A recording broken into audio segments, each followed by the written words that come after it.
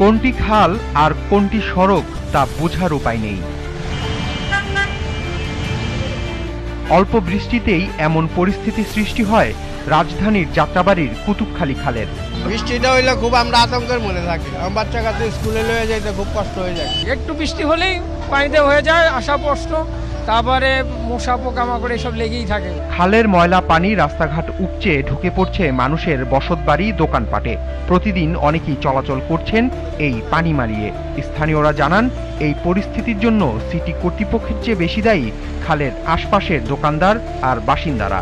আশেপাশে বাড়িওয়ালারা অনেকে টাকা দিতে ময়লা গাড়ির মধ্যে পলায় ফেলায় গেলে প্রতিবাদ করে, যাতা খারাপ ব্যবহার করে গ্যাঞ্জামের সৃষ্টি হয়। এই মাদ্রাসা কেন্দ্রিক অস্থায়ী প্রায় শতাধিক দোকান আছে, এই দোকানে অনেক ময়লা ফেলা হয় এখানে। সিটি কর্পোরেশন কি নিয়মিত পরিষ্কার, মানে কয়দিন পর পরিষ্কার করে? হ্যাঁ, সিটি কর্পোরেশন মাঝে মধ্যে বেকুনিয়া আসে এবং বিভিন্ন প্রযুক্তি নিয়ে আসা পরিষ্কার করে। ঢাকা দক্ষিণের পরিচ্ছন্নতা কর্মীরা জানান, পরিষ্কার করার কয়েকদিনের মধ্যেই আবার ময়লায় ভরে যায় খাল। বাসাবাড়ির ময়লা থেকে শুরু করে লেপ, তোশক, বালিশ সবকিছুই ফেলা হয় খালে, আর তাই পানি আটকে সৃষ্টি হয় জলজট। সকালে কাজ করে দেয়, বিকেলে তোমরা সিটি কর্পোরেশন কাজ করে না, কি কাজ করে? আসে ঘুরে। ঢাকা দক্ষিণের প্রধান বর্জ্য ব্যবস্থাপক জানান, কুতুবখালী খালের তত্ত্বাবধায়ন পানি উন্নয়ন বোর্ডের হলেও পরিষ্কার করে না সংস্থাটি। এছাড়া যেসব স্থান দিয়ে খালটির পানি নেমে যায় সেসব স্থানও নেই দক্ষিণ সিটির অধীনে।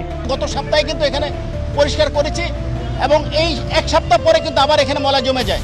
এটা হলো আমার পানি উন্নয়ন বোর্ডের খাল। এই খাল থেকে পানিটা দিয়াশনে খাল দিয়ে শ্যামপুর হয়ে আপনার নারায়ণগঞ্জ সিমরাইল পাম্প স্টেশন দিয়ে চলে যাচ্ছে।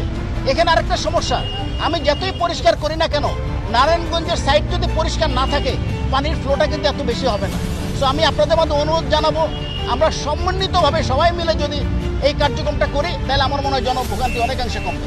এক অনুষ্ঠানে ডিএসসিসির প্রশাসক বলেন, যেখানে সেখানে ময়লা ফেলা বন্ধে এখন থেকে দোষীদের শনাক্ত করে ব্যবস্থা নেওয়া হবে। আবর্জনাটা রাস্তায় ফেলে, ওই বাড়ির হোল্ডিং নাম্বারগুলো দেবেন, ওই বাড়িতে আমরা মোবাইল কোড পাঠাবো।